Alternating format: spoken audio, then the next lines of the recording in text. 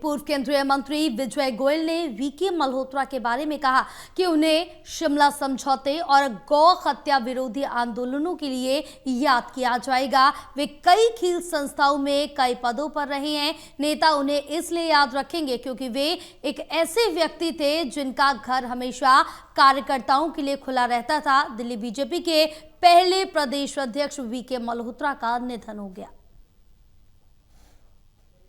Professor Vijay Kumar Malhotra को मैं ही नहीं, पूरी दिल्ली याद कर रही है जी।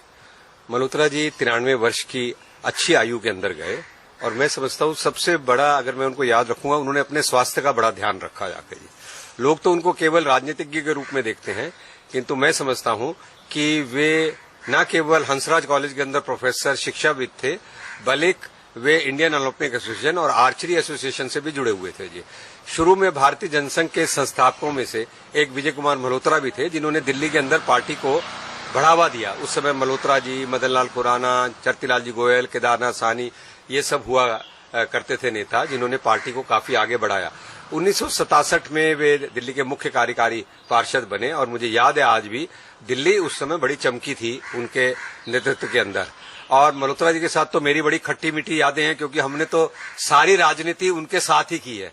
और मैं ये कहूंगा कि अगर किसी ने संघर्ष सिखाया तो वो मुझे मल्होत्रा जी ने संघर्ष सिखाया राजनीति के अंदर। तो और मुझे उनके साथ काम करने का बड़ा मौका मिला। और मैं समझता हूं कि मल्होत्रा जी ने, चाहे वो गौ हत्या आंदोलन था या शिमला समझौता था, ऐसे बहुत सारे आंदोलनों के अंदर भाग लिया।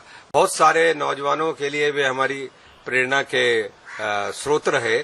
और मैं ये देखता था कि उनके घर हमेशा खुले रहते थे और कार्यकर्ताओं से मिलने में उनको आनंद आता था और वे खुल के राजनीति करते थे जाके। तो इसलिए दूसरी पॉलिटिकल पार्टियों से भी उनके अच्छे संबंध थे और राजनीति के अंदर उनके योगदान को भुलाया नहीं जा सकता।